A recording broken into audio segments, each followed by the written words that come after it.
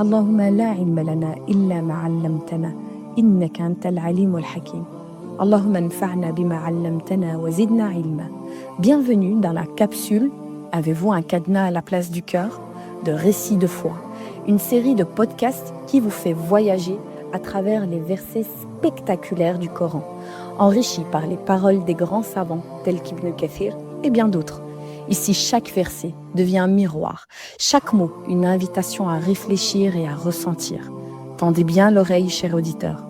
Ce qui va suivre n'est pas qu'un simple récit, c'est un appel du cœur, un voyage intérieur. بسم الله الرحمن الرحيم والصلاة والسلام على أشرف الأنبياء والمرسلين سيدنا محمد وعلى آله وأصحابه أجمعين. اللهم لا علم لنا إلا ما علمتنا إنك أنت العليم الحكيم. اللهم انفعنا بما علمتنا وزدنا علما. اللهم أرنا الحق حقا وارزقنا اتباعه وأرنا الباطل باطلا وارزقنا اجتنابه. اجعلنا ممن يتبعون قولا فأحسن. Amma ba'd, assalamu alaikum wa rahmatullahi ta'ala wa barakatuh. Je suis extrêmement ravie de pouvoir continuer cette série de podcasts autour d'un sujet extrêmement important et je dirais qui est un des pivots de l'Institut Enya. Ce podcast a pour intitulé Pourquoi la Aqida est devenue mon seul refuge. J'aimerais commencer par poser une question. Imagine-toi si demain, Allah Azza wa Jal t'enlevait tout ce que tu possèdes, tes projets, ton travail, ton couple, ta santé, ou même les personnes que tu aimes, qu'est-ce qu'il te resterait? Beaucoup répondraient ma foi. Mais une autre question se pose alors. Sur quoi repose réellement cette foi? Parce que lorsqu'une épreuve nous frappe, elle ne teste pas notre mémoire ou une somme de quantité de savoir. Elle ne teste pas le nombre de cours que tu as suivis. Elle ne teste pas le nombre de livres que tu as lus. Elle révèle simplement une chose. Quelle est la qualité de ta relation avec Allah subhanahu wa ta'ala? Et cette relation porte un nom. C'est tout simplement l'Aqida. Et aujourd'hui, j'aimerais te parler de cette science qui, par la permission d'Allah subhanahu wa ta'ala, a complètement changé ma vie. Pendant longtemps, j'ai eu l'image particulière de l'Aqida, que c'était quelque chose de très technique, une science parfois compliquée, une science qui était remplie de définitions, de débats et de termes difficiles. Et je vais te faire une confidence. En Arabie, lorsque nos professeurs nous proposaient de se diriger vers tel cours, l'Aqida pour moi, c'était pas possible. Non seulement pour le poids de la responsabilité, mais c'était pas tout simplement le cours vers lequel je voulais me diriger, subhanallah. Je pensais que les gens avaient besoin de sujets concrets. Je ne comprenais pas encore que toutes ces thématiques reposaient uniquement en réalité sur une seule science. Puis Allah Azza wa Jal m'a donné un petit réveil, une petite épreuve par-ci et par-là. Et c'est là que tout a changé. Je me suis rendu compte que je connaissais énormément de choses, walillahi alhamd. Enfin, c'est assez relatif, mais je connaissais d'un point de vue théorique et je pouvais parler des noms, des piliers, je connaissais certains textes, j'avais la théorie, c'était OK. Mais une question m'a bouleversée. Est-ce que ma pratique suivait réellement ma théorie? Parce qu'il y a une immense différence entre connaître et vivre avec cette connaissance.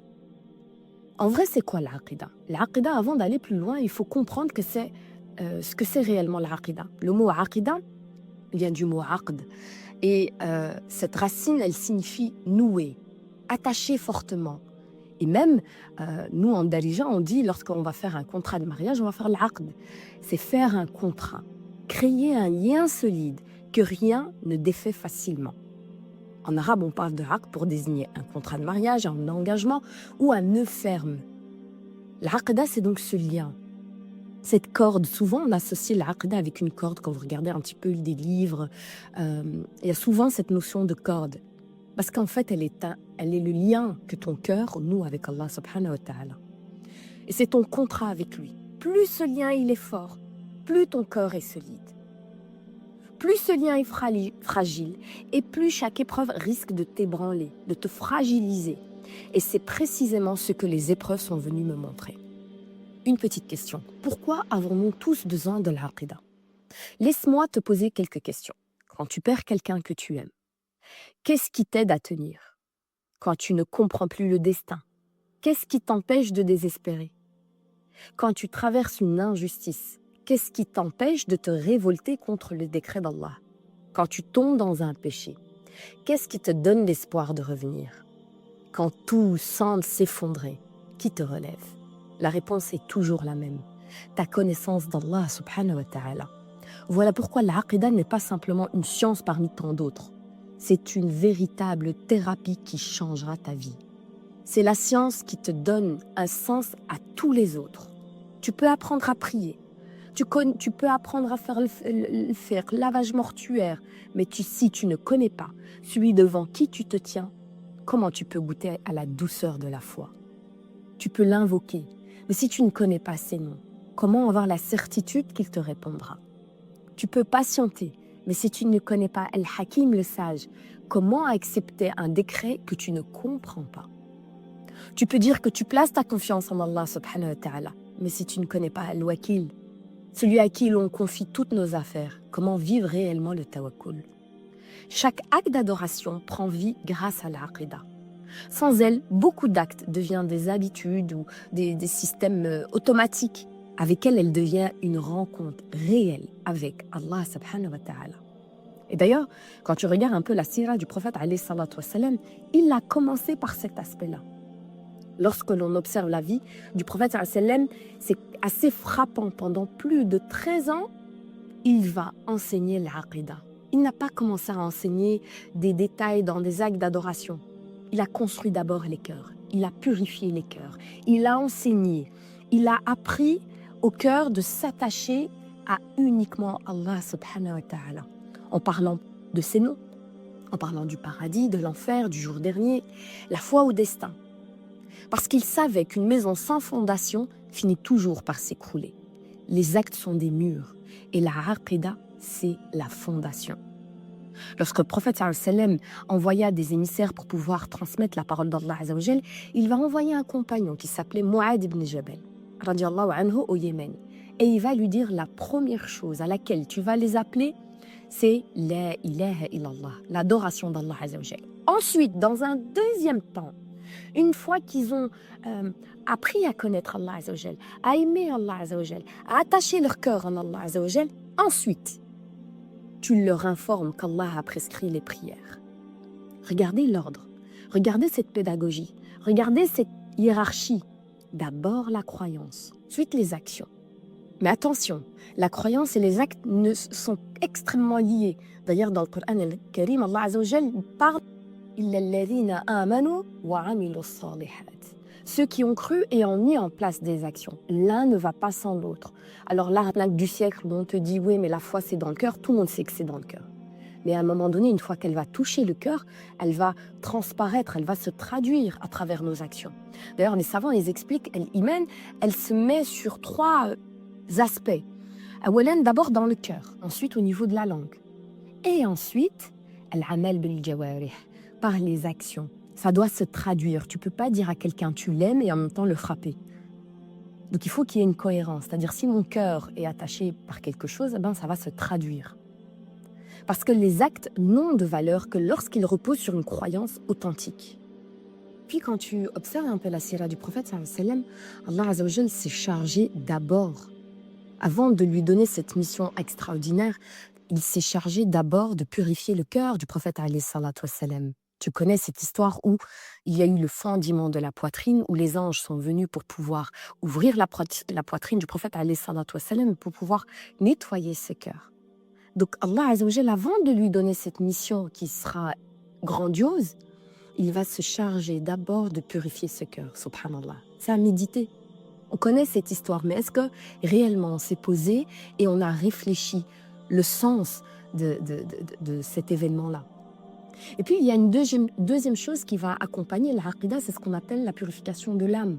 Même avec une bonne aqida, notre connexion avec Allah azza wa jal peut s'affaiblir. Pourquoi? Parce qu'en vrai, notre cœur est rempli de parasites. Il y a les péchés, les passions, les blessures, l'orgueil, la jalousie, le regard des autres, l'amour de cette dunya, les doutes aussi. Toutes ces choses empêchent finalement de goûter pleinement à la foi.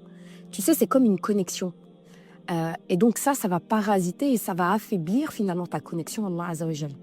C'est pour cela qu'Ania, nous avons toujours associé cette séance-là aux autres cours. La aqida, la purification de l'âme fait partie intrinsèquement de ce qu'on veut enseigner dans l'Institut. La première, c'est construire notre relation avec Allah subhanahu wa ta'ala. Et la seconde, enlever tout ce qui va venir affaiblir notre connexion. Nous parlons souvent de ces deux relations-là qui sont verticales et donc qui est reliée à Allah Azza wa Jal, puis notre relation horizontale, celle que tu entretiens avec les autres. Parce que cette connaissance et cette proximité avec Allah Azza wa Jal, elle doit finalement déteindre sur ton comportement et apporter une miséricorde, une rahma autour de toi. Les savants, ils expliquent que la foi, c'est comme une lanterne. Lorsque tu l'allumes, elle n'allume pas juste sur un point, elle va rayonner autour d'elle. Et cette relation horizontale, elle va s'entretenir avec les autres. Et tu seras surpris de constater une chose. Lorsque ta relation avec Allah Azza wa Jal devient solide, toutes les autres relations changent. Tu pardonnes autrement, tu aimes autrement, tu patientes autrement, tu t'éduques autrement. Parce que tu ne vis plus pour les gens. Tu vis uniquement pour Allah subhanahu wa ta'ala. Tu n'es plus dépendant des gens. Tu n'es plus dépendant de ce que pensent les gens. Tu es complètement rattaché à Allah subhanahu wa ta'ala. Aujourd'hui, si je pouvais revenir quelques années en arrière et parler à cette jeune étudiante que j'étais, je lui dirais n'aie pas peur d'enseigner l'aqida. Parce que ce n'est pas la science la plus compliquée, bien au contraire. C'est la science la plus nécessaire. C'est elle qui répond aux grandes questions de notre vie. Pourquoi moi? Pourquoi cette épreuve? Pourquoi ce retard? Pourquoi cette injustice? Pourquoi cette souffrance? Elle ne supprime pas les épreuves, mais leur donne un sens. Et lorsqu'une épreuve a un sens, un cœur apprend à patienter. Alors si aujourd'hui, tu te demandes par quel cours commencer, je te répondrai sans aucune hésitation. Commence par l'aqida.